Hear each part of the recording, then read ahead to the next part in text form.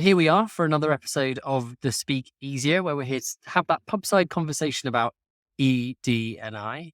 We've got Chaka Sobhani joining us. Chaka's the Global Chief Creative Officer of Leo Burnett London, an agency that we have been very lucky to work with over the years. A career that has spanned being a director, being a writer, and being a creative visionary. She's worked at ITV, she's worked at Mother, again, two organisations we've had the pleasure to work with, and now is leading creative over at Leo Burnett globally. And Simone, what mood are you bringing to today's interview?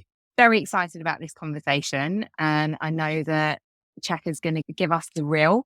So I'm looking forward to the insights that she's going to share. Let's get Chaka in and see what she's got to say. Chaka, welcome to the Speakeasier. An absolute delight to have you on with us. You are one of those creative superheroes and all-round brilliant people. We had the joy to speak together at one of your Leo Burnett events, which was just so good. So thank you for being on with us and taking time out on this very warm day. For those of you who aren't watching but maybe listening, just describe who you are, where you are, what you're doing today, and then we'll get into some questions. No problem. Well, thank you for such a lovely introduction.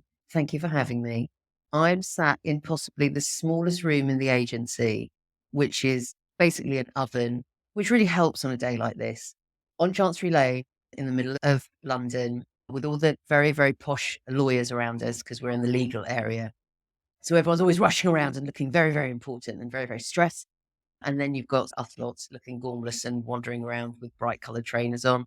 Mood of the day, good. I'm chatting to you guys. So happy days. Got bugger all to complain about, frankly. Chaka, we'd love to start with, we get asked all the time the origin story of the name The Unmistakable, because people often hear that and think it's something that they don't hear every day, and it's a different way of thinking about what a business has to bring to the world. And it makes us think all the time about origin stories. And we'd love to ask you, when you hear the term origin story, how do you describe yours? That's a big question, isn't it? I suppose origin stories are sort of where you come from and what you're made of. And that's always, complex, I suppose. And for me, it's complex but simple also at the same time. I'm a second generation immigrant from Iranian parents who came over in the revolution and realized that having a daughter, it possibly wasn't going to be the most stable environment to bring her up and stuff. We were in a whole bunch of different places, which I don't remember because I was under 3. But we ended up in Exeter, which is where my parents were doing their PhDs in chemical engineering. Yes, they sort of came from Nantes. They were very clever people, obviously missed a generation with me.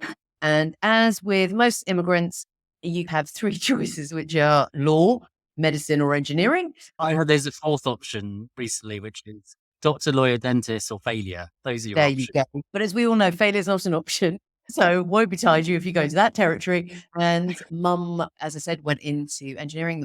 I had the most amazing mum. The original love of my life. I always talk about her because if there's anything hopefully good or noble or honourable about me, it definitely comes from my mum and how she brought me up.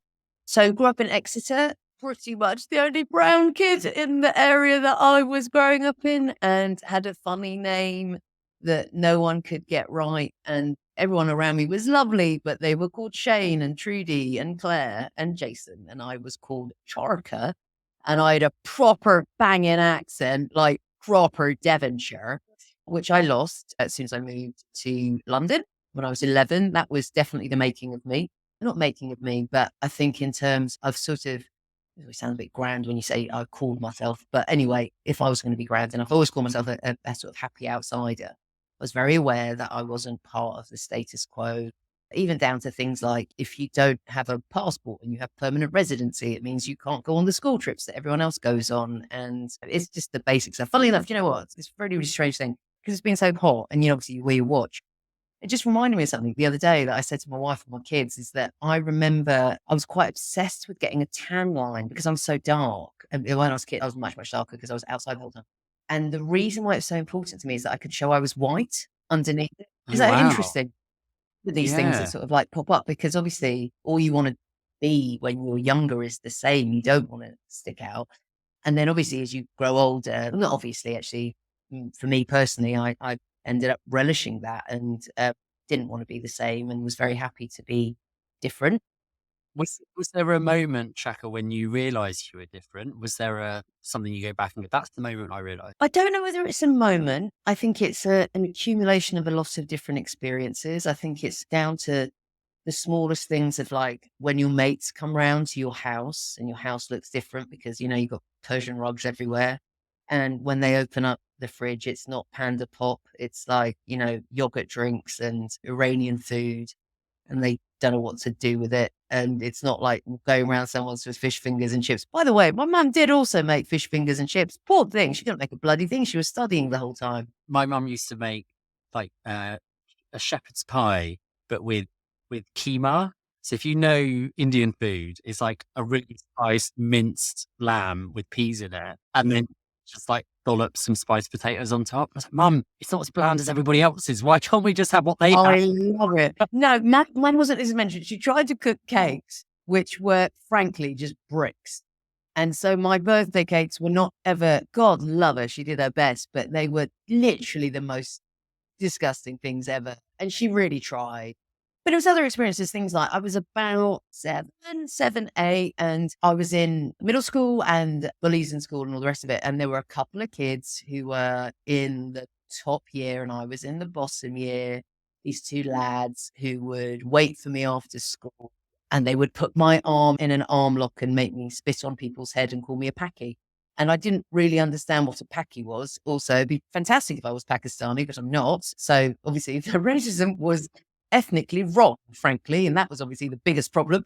Let's just correct you here and make sure you at least make sure your racism is correct. It didn't go on for an age or any of that sort of stuff. And these aren't sob stories, but I think when you have experiences like that, unsurprisingly, they form you and you realize that you're not the same as everybody else. And as I said, you're on the outside. So you're not necessarily as safe as everyone else is. And you certainly don't feel that.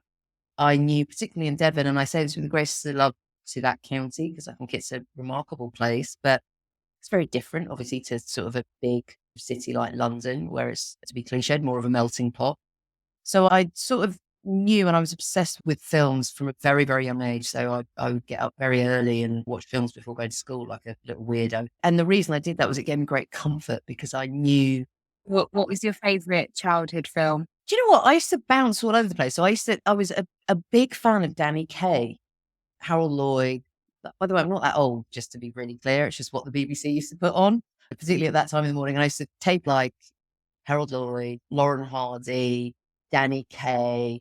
I liked big musicals, weirdly, which I can't bear musicals now at all. And I didn't like the music. I just liked the theatrics of it. I couldn't bear the music. The music used to do my head in. But, like Meet Me in St. Louis and all that kind of stuff. And also I would record sort of Jimmy Cagney, like all the very sort of grown up stuff that I probably shouldn't have been watching. I think we all did a bit of that. Yeah. And John Hughes movies and things like Jaws and Flashdance. And I was woefully young. So I sure as shit should not have been watching any of that stuff. But it was, yeah, as I said, I just wasn't looking at Meet Me in St. Louis and thinking, there's my tribe. But it just, there was colour and there was theatrics and there was laughter and definitely in certain things, watching things like The Outsiders and that whole sort of slew of mid to late 80s movies. And I was young, as I said, probably too young to watch them. You said you didn't find your tribe or anything, but it sounds like you found some sort of connection or something through these films. Yeah, I saw, basically you suddenly, I think they depict what it is to be other and to be on the outside. So what you connect with is that feeling. I wasn't, in The Outsiders, I'm not a teenager from the bloody 60s in America, but you could see the kids who didn't have money and they felt they had a fight in them and an anger in them. And I wasn't angry. I just, as I said, I knew I wasn't part of the mainstream. And also there was just something, and to be honest, I don't think I could define it at all, but there was something about a city, cities like New York and cities like London that just felt very attractive. I loved the idea of them. And I think it was just because there were so many different types of people. And as I said, at that age, obviously, you're not deconstructing in your head. There's just something that you connect to. In that period, unfortunately, there wasn't much queer representation. And I was definitely a queer kid, had boyfriends as I got older, but also had girlfriends. And that was trickier, I suppose, because I'm so happy now. There's still a way to go, but I love that my kids' friends, I've got 13-year-olds and 11-year-olds, and I love the fact that they're friends who identify not as heterosexual, wherever they are on the spectrum and the rainbow spectrum, they have more stories and more people and more role models that they can actually see. And again, I know it's so cliche, but you have to see it to be it. And I used to dig out anything, and I was obsessed with Brookside just because it had like 2 lesbians on it. Well, seminal moment. And then when Channel 4 News was stormed, like it was a seminal. Babe, it was like I had the biggest crush on Beth Jordash, like this little 13-year-old like with like stars in her eye. I'm like, that's amazing. I didn't think that at all. She was very fit. Sorry if you're allowed to say those sorts of things. She was attractive. She was femme presenting. She was gay. She was not that many years older than me and all the rest of it. So it was really important. So not a moment, but lots of moments, which still continue to this day. I think you're just much more comfortable with it and kind of own it more. But I always find it funny when people say like, oh, when was your coming out? And you're like, shut up. We come out every single day. What are you talking about? You're always gauging a room and figuring out where people's politics are, where their sensibility is. And obviously I give much less of a shit about that. It's not my problem if someone's got a problem with my sexuality, but it doesn't mean I'm not aware. And I'm also obviously, particularly as a woman, I'm very aware for my safety, and I'm very aware for the safety of my children and us as a family, and when we're out and in certain countries and all that kind of stuff. It's safe to say quite a far-reaching origin story is what I'm hearing. Yeah, honestly, thank you so much for bringing us into your history and your world, Chaka. It's amazing to hear about all of those experiences. If we think about today's world for you and the profession and creativity that you've committed your life to, why have you decided that this is the place that you want to be and, what you want to get up and do every day? Again, I don't know. Maybe it's different for other people. I don't think I had a moment where I was like, this is the thing that I want to do. I have always been drawn towards the things that make my heart feel good and make me happy, as we all are. And I've been incredibly lucky that I was able to pursue that and then ultimately make a career out of it. I do think this is going to be really over dramatic, so I apologize for what's about to come out of my mouth, and it's going to sound very grand. I just sort of knew there was nothing else, not that I could do, but that would fill my heart in the same way.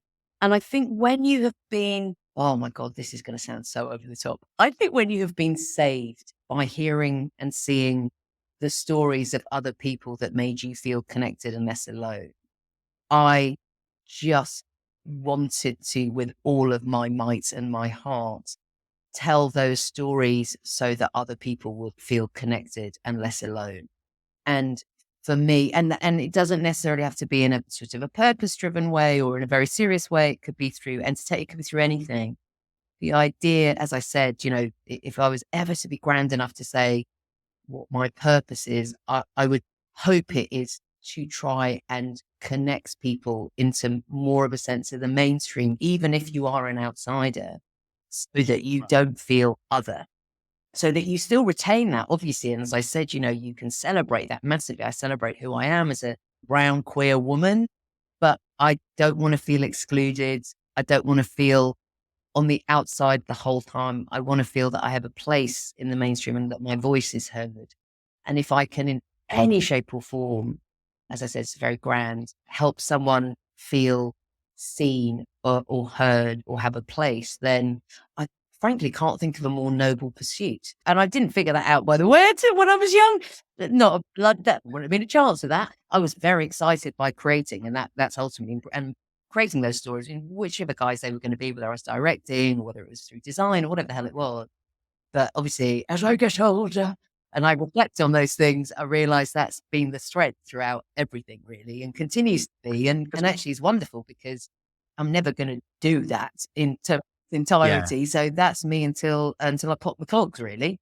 Can I ask, Chaka, is something that you have said is something that's pretty on my mind at the moment around leading with heart and filling your heart. And actually, I'm curious about where the space is for heart in the corporate world and how to lead with heart and feeling in an environment that can often feel like it needs data and it has to be very theoretical and thought about. And as I heard you say that, I was connecting to what you said about being a second generation Iranian immigrant. It connected with me as a second generation Indian immigrant, where a lot was done with heart. Simone is half Egyptian. So much is done with feeling in other countries, and how to then put that into the system here and put that through the corporate Yeah. system. I just wonder if that was ever on your mind or something you thought about. I think the reason why it's so important to me is that I can't do it any other way, if I'm completely honest. I'd just be rubbish. Oh. I'd be really, really rubbish because I'm not led by my head. Hopefully, I'm not a complete idiot, but I hope that my passion and my authenticity comes from feeling things. And that is the greatest motivator. And that is in no shape or form exclusive to me. We're all bloody human beings, for God's sake. I mean, of course, there's corporate culture and personal culture and all the rest of it. For me personally, I don't see much separation between work and play. And by that, I don't mean that I work all the time and I don't have a work-life balance. But by that, I mean how I turn up. I don't have a work self and a self that I am with my wife and kids and friends. Oh my God, that'd be exhausting. And hopefully the things that are important to me and make me hopefully a good wife and a good mom are hopefully the things that are going to make me a good work colleague and leader, I suppose, in some way. Because as I said, we're all human beings, and the thing that motivates us is heart, obviously, with our heads to help us figure stuff out. There's a thing, you know, Kidsania. I don't know whether you guys know it. It's a god-awful place. Yeah, my nephew and niece Yeah, live. taking my daughter. Absolute nightmare. And it's also a weird place because basically it's in a shopping mall, so it's like in Westfields. It kind of teaches kids about capitalism. That's my bigger Definitely. point of view on it. That's Yeah. a deep view on it. It's my sort of Luddite form of it is basically where kids get to be grown-ups. And you sort of go, Right. why? Like, you've got this one really small period where you're going to be a kid. Why do you want to go and pretend to be a fireman or whatever the hell, or a bank manager or whatever? But obviously, as kids, kids want to be older. So you go into this place and it's like this little village, and they get given like these big, thick sort of Fisher Price plastic credit cards, and off they run around the place. And it's the most peculiar place in the world. And I think that Kidsania is actually just a very good analogy for us as grown-ups, because we're all just a bunch of kids knocking about, trying to figure it out, pretending we know what the fuck is going on. And we don't at all. We learn stuff, of course, and I'm not saying that we can behave in the same way as our 6 and 7-year-olds, but there's a lot of wonderful stuff in our childhood, like our curiosity and our open-mindedness and our love, our unmitigated love, that I think we all want to retain as grown-ups. And why on earth wouldn't we? And why wouldn't we show up like at work? I'm not saying you walk in and you kiss everyone and you hug everyone, because I might make people feel really uncomfortable. But the most important thing for me is that I work, they're not just human beings. Hopefully then they become friends, and hopefully they become people I really cherish. And it's important that we take care of each other. We take care of each other's heads. We take care of each other's hearts. And again, I know I'm sounding massively sentimental on a Monday, but I sort of don't care, because I think that's the base of it. And I don't really believe in tortured artists, and that's fine if you want to go down that route. But I think you get to the best places and spaces when you're happy. So there's two parts to it. There's one, which is I'm here for a nanosecond. What the hell am I giving back to the human race, and how do I want to live in the world and wake up and smile? And the other part of it is when you take care of that, funnily enough, it's really good for business, because when people are happy, you have healthier businesses, they can connect and build relationships better. There's more trust, there's more respect, all the good stuff in life, which ultimately is a family. And I think work should be a different type of family. Thank you so much for that. And thanks for the reframe on Kidsania, because I just thought it was really clever brand placement and get them while they're young. So I just want to leverage what you've just talked about, the integration of the humanity into workplaces. Yes.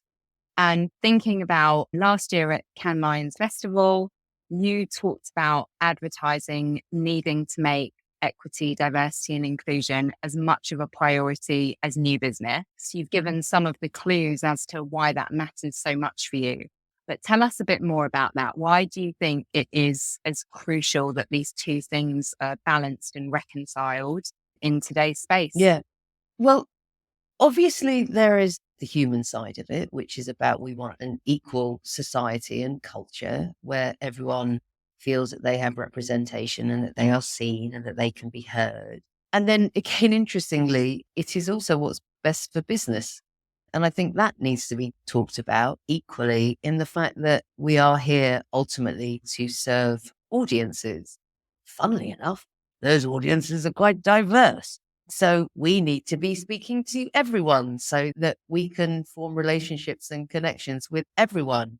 So if we have to do that, again, it's not rocket science, probably best and most authentic to have people from those parts of our society and cultures that we're trying to talk to tell those stories, and not just have one type of person, whoever they be, and it's not their fault, but whoever they be, trying to speak on behalf of everyone and talk to love, relationships, everything, kind of our cultural backgrounds. You talked about my origin story. We all have different origin stories and they need to be told. So as I said, we are serving everyone. So there is a sort of humanity first point of view on it. There's also a business first point of view about it, and the two totally correlate. So that's why it has to be up there, as important as new biz.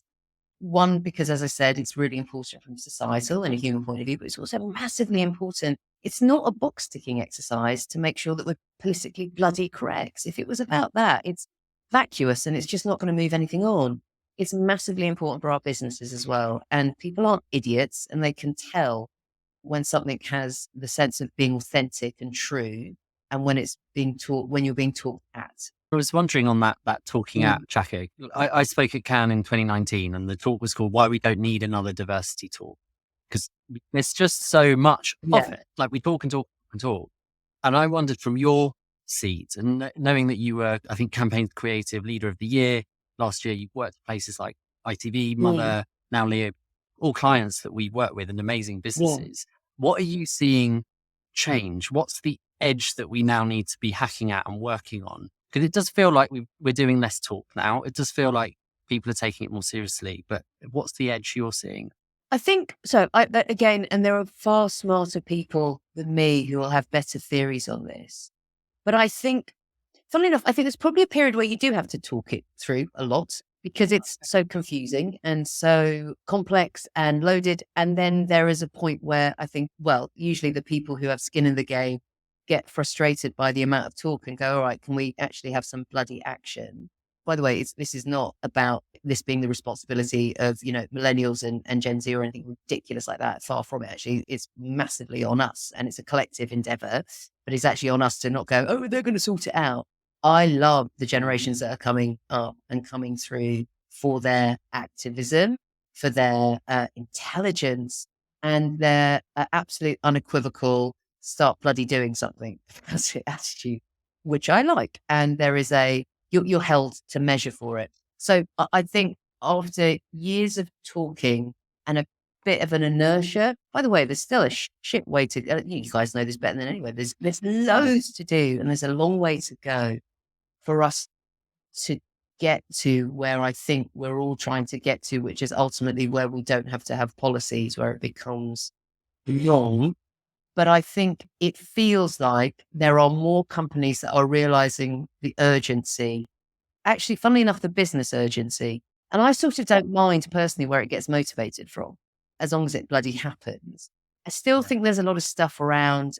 It's not excuses, but I think you can't, this isn't going to be sorted in 2-3 years. And it takes a huge amount of effort and overinvestment of time, and you have to take some risks. And by that, I mean, even things like it's great to have grassroots level DE&I programs in terms of who you're bringing in as apprentices and in terms of new staff and stuff.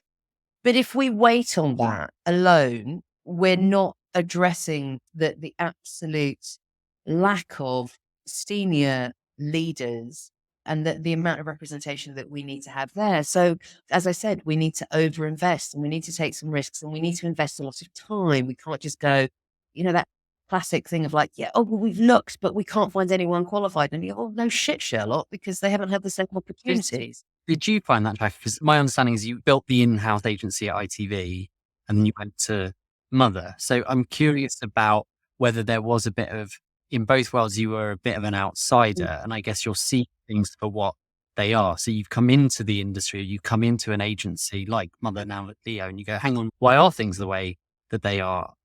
how can we do them differently? And if anything, you came in, I suppose, at quite a mid to senior level into traditional agency land, and how that's shaped your point of view. It's a good question. And if I'm honest, I think as I was progressing through my career, it wasn't the fact that I wasn't aware that I was other or an outsider. It just wasn't something that ever stopped me. Do you see what I mean? And I was very, very lucky in the people that I met and who supported me and were my champions, a lot of whom were white middle-aged men, actually, interestingly enough. So again, And interesting how you call them champions, whereas today the language is allies, and how that changes. Or That's sponsors. Yeah. let's call them Bernard for now, because I'm happy to call them anything you like, but they were champions, and I'm happy to call them allies, but and it wasn't in a broader context, because DE&I was really not at the forefront. It was more about, I would hope that they saw something in a kid, and they were the sort of people who just wanted to champion talent, and my gender, my sexuality, my ethnicity were not issues to them. I think also I benefited hugely from, it's interesting, some people have asked me, what were your experiences like as a female director? Which again, production can sometimes be, obviously, again, we made huge inroads, but particularly at that time in the sort of late 90s, that wasn't a period of like great diversity. But again, I don't know whether, well, listen, it could have been my raging stupidity, but I was just so, it wasn't unshakable. Certainly wasn't that. I was just so single-minded about what I wanted to do, and so ridiculously enthusiastic. And that's not to say other people weren't. And as I said, I just was very fortunate to have a lot of very good experiences. I've had 2 experiences in my career, which I think is bloody amazing, that just weren't so great. Oh, by the way, I think also the other thing was, if I ever came up against something, I would do something about it. Not that I had the power to, but I've always been a strong advocate for myself, actually, and for other people. But if you are somewhere that is so broken, I don't need to have to fix that. I'm not going to spend my delicious, gorgeous energy fixing something, frankly, for a bunch of fuckwits. I'm going to go put my energy somewhere amazing, and I'm going to build something amazing. I'm going to be part of a team that builds something amazing and therefore leads by example.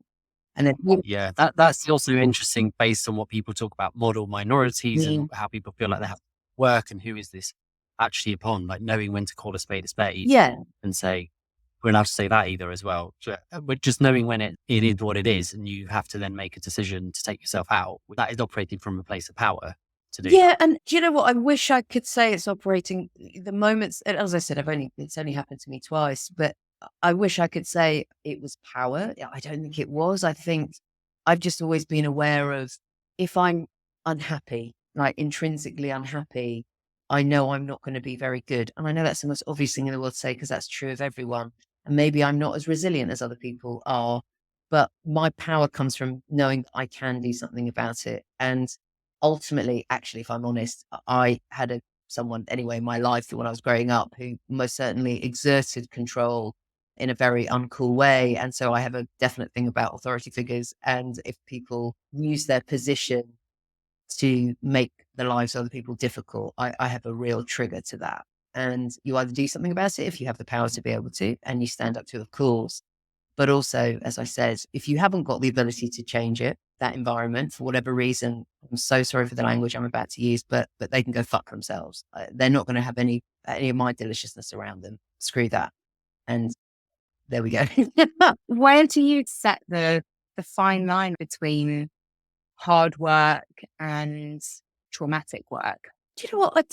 I think you just know. You know what I mean? I don't want that to sound so woolly. I think there's a difference when, things are a bit crunchy and people are tired and all the rest of it. Listen, at the end of the day, whether it's in your work life or whether it's in your personal relationships, everyone should be treated with respect and kindness. That's the starting point. And I think when you feel that those very simple but essential things are not at play, then I think you need to try and step back a little bit and question that and see how endemic that is. Is it an individual? Is it the culture? What can you do? What action can you take? And listen, we all know how difficult that can be as a conversation. If the culture's not right, then if you speak up, there's so many worries, there's so many fears, etc. So if you're feeling those things, then you just know it's not sortable. It takes a lot of courage, by the way. I'm not saying that it's easy just to walk away from those situations. We've all got bills to pay, we've got responsibility. So in no shape or form am I ever saying that it's a glib decision. But yeah, unfortunately, I was having this conversation with a friend the other day. It's really annoying that the most growth comes from the most difficult periods. Why isn't it that you can't sit in a park and eat an ice cream and just be really happy? Yeah.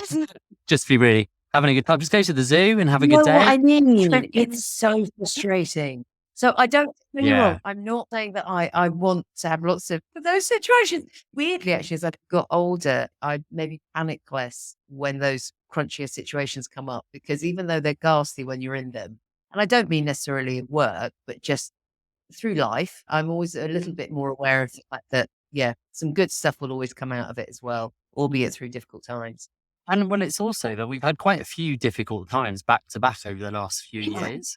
And so that onslaught just kept coming at us. And I was curious. I was speaking to someone a couple of weeks ago who said one of the hardest things for leaders at the minute is to get time to reflect and really switch off and get quiet, because those are the moments where the spark comes. Those are the moments where something happens. But we're bombarded by our phones. We've all had lots of pressures coming at us, whether that's caring pressures, parenting pressures, economic pressures. But how do we really go quiet? And I've been reading over the weekend about how in this world of hybrid working, we're also really not boundaried in our work. And that seems to have always been the way for people who are creative, that it just comes whenever. And I wondered where you go for that reflection, where you go for those moments and think, this is where I need to go quiet and just find that reflection. I wish I could say I was really structured about it and really disciplined about it. Inadvertently, I've ended up being disciplined about it, but not intentionally. Bear with, caller. I shall explain that. My glorious mum, who I talked about at the beginning, passed away in 2021 at the age of 69 after 13 years of illness. And I nursed her through that. And it was, as you can imagine, obviously one of the most horrific and shaping experiences of my life. And when she passed away, it was very weird. So grief is a very strange thing and you deal with it for the rest of your life. But my reaction to her passing was I had to move. It was the weirdest thing. And it applies to today. So, over 2 years later. And I remember the day after she passed away, I walked 26 miles and I continued to sort of, don't worry, I'm not walking 26 miles every day because otherwise, frankly, I would look like an athlete as opposed to just walking a marathon a day. That would be, a little bit excessive. But it's become a really essential part of my routine for my head, for my mental health, and for my calm and my equilibrium. And I wish I could say, I walk and I reflect on stuff. Actually, a lot of the time I'm listening to podcasts, I'm sort of bombarding myself with stimulus, but it's a stimulus that I've chosen and it takes my brain into certain places. I always feel like it's my sort of open university in a second way. Do you know what I mean? Of just, I'm learning stuff. But weirdly, and I can't explain it and I can't describe it. So I'm really lucky that I have to do it. I can't explain why. I don't know why, but if I don't, I feel genuine. I feel physically like, hold on a minute. No. I can get agitated and all the rest of it. So, agitated, but I just don't feel at my best. Something doesn't sit. And you're making me think. So I've got a friend at the minute. I'm going to shout out Vidisha. But Vidisha's putting on Instagram how she's bought a office chair that's got a bike underneath it. So she's on calls and she's pedaling and she's been documenting what it's doing for her and how it's working. Right. And I'm now listening to, on the Diary of a CEO podcast, there's a breathing expert who says that over the years, our facial shapes have changed because of the way that we work. And actually, the way that we now breathe is hindering us and is making us sick, because we should be breathing through the nose. And if we're not breathing through our nose and out through our mouth, and then we're not sleeping properly as a result, we're never truly resting. And it's all just made me think, gosh, maybe we are a little bit broken at the minute. And the conversation we need to talk about with hybrid working is not whether you're in an office or at home. It's like, how are you moving? How are you using your body through your work? Because we spend so much time sat at desks 100%. And not necessarily using our bodies to help our minds. And when you said that, it made me think of that. I couldn't agree more. And by the way, and also all these things are massively personalized. For some people, they might get great comfort from being sedentary and sitting, being in one place. And for other people, it's movement. I think one of the things also that I noticed, and it's very strange to talk about good things that came out of the pandemic, because obviously it was horrific and there was so much tragedy. And I don't want to say silver lining because that's incredibly glib, but I think one of the things that I observed, and we all did, again, this isn't rocket science or something that I just observed, but I feel like within our work lives, we became a lot better at listening because we had to. And I think before that, again, I don't think any of us noticed. I certainly hadn't noticed. We were just on a roll. You're just going, going, going. But I think obviously when the world literally stops and the whole world stops and things are changing literally daily, and you realize how communication, over communication, and I think organizations, people who over communicated did much better throughout the pandemic, and realizing that you, funnily enough, didn't have the answer. The thing that you'd get to one week would be totally defunct the week after, and you'd have to revisit and reassess and, really you're on your feet. I really hope we don't lose that, because again, I think what's that doing to what you were just talking about in terms of the breathing and stuff. I just didn't think it makes you more open-minded. And instead of sticking to dogma of like, oh, it has to be this way, or it has to be that way, you sort of realize we're evolving beings and things can change and we can add and subtract, and just our canvas needs to get bigger in terms of what the solutions could be or what's going to make us feel better. What a great kind of paradigm to think about. I know that businesses are really struggling in terms of this idea of getting back to something that existed pre-pandemic, which feels like such a missed opportunity. And then others are trying to create something that's a new normal now, but things are jarring and it's feeling like either the colleague has to win or the business has to win. Yeah. But actually organizations really working out how do you bring all of that together for the best outcomes for everyone. Yeah. It sounds like you've got some tricks and tools, Chaka, and I'd love to hear, like, how are you bringing that into the way that you're leading? Well, I think it's a we, first of all. It's certainly not me. We're trying to do that collectively. And as I said, I think hopefully the most important thing that we're doing is listening. Our personal approach at Leo's throughout all of this, and obviously the pandemic had many stop-starts in terms of, you could go in, you couldn't go in, there were lockdowns, there were curfews, et cetera, et cetera. So I think for us, hopefully we listen. We personally didn't put out mandatories. We were putting out sort of suggestions. I think also there's a sort of, again, this isn't really rocket science. I think if you have a place and a culture that people want to be at, they will come back to it.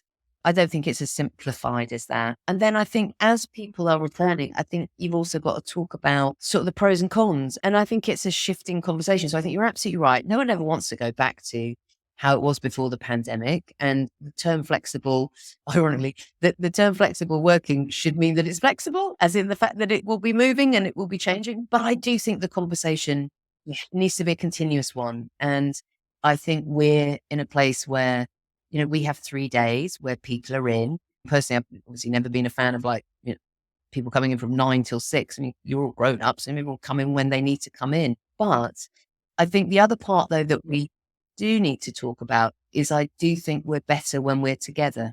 There is a different type of productivity. Again, it's not about better or worse. That happens when you're actually physically in a group together. And that doesn't mean you need to do that the entire time. I think you have to look at all the different tasks and just be mindful of where are the places and spaces when actually either being alone or in a smaller group or away from the office, that actually really suits that type of work and it suits where my head needs to be. But then where are the moments where we're actually going to be better together? And where, again, I think maybe it potentially becomes a little bit more generous in terms of not just about me. It's like, how can I help my colleagues be the best versions of themselves, et cetera. And as I said, I don't think there's an answer. I think these are the conversations we need to be having, which I hope that's kind of where we're at the moment. It's so interesting hearing you say that, Chaka, because Simone and I have been talking about that at the Unmistakable, which is how do we make our ways work? And we don't have anything to go back to because we started in 2018 and we grew through a time. And that's both liberating and worrying because you haven't got many constraints to then work within, but the only backstops or templates are often templates that are built from we did this before and we're adapting. And one of the things that Simone has so rightfully advocated for is, we come in at the moments that matter throughout a project lifecycle or throughout the program. of a piece of work, rather than we're in on certain days for certain things, but there might be certain teams that need to be in to create a cadence. And it's just constantly shifting and moving. And we could open up a whole new conversation, Chaka, about agency culture and what that looked like before and what we want that to look like in the future, which I would love to do, but I'm conscious we've been talking for about 45 minutes and you've got places to be, people to see. I've got two questions for you. One is, you strike me as a really optimistic person that's like, let's crack on and get it done and it will be better in the future. Where would you like to see things when it comes to diversity and inclusion in the world of agencies and creative work? What's that nirvana for you? I think the nirvana is, as I said earlier, where I don't know whether if this is the right thing. I was about to say, well, we don't have to have DE&I policies, which by that I mean that when you walk into a place, you look around and you see the world that is reflected outside within the place that you work, with the partners that you work with, across all levels, across all disciplines. It's not pretty simple to get there. Holy hell, it's not simple to get there. But that's pretty much it, where it's not a surprise when you see someone from a certain minority group within a room and being the only person or in a certain type of role. I think when those tropes and those majorities have been balanced, and where there's representation and where people genuinely are seen and heard across the board. And that's not just obviously in agencies. Agencies and this industry are just a microcosm of the world. So it's a much bigger thing. You know, obviously none of us are just thinking, oh, we'll sort it out in advertising, that'll be the rest of it. This is, you know, I recently watched a panorama on the government. I've just made myself sound really clever then. I don't ever do that. That was literally the first time I watched a panorama since probably about 1992. It's quite frightening when you see what's going on in the halls of power and who's governing us. And when you think about all the things that we're talking about and you think, there are some places that needs to get sorted out quite importantly. And so this is a collective endeavor. It can't just be in our industry. This has to be obviously widespread across our culture and across the world. And our final question, Chaka, we ask people this in interviews, and this is job interviews, and this is very much not to that.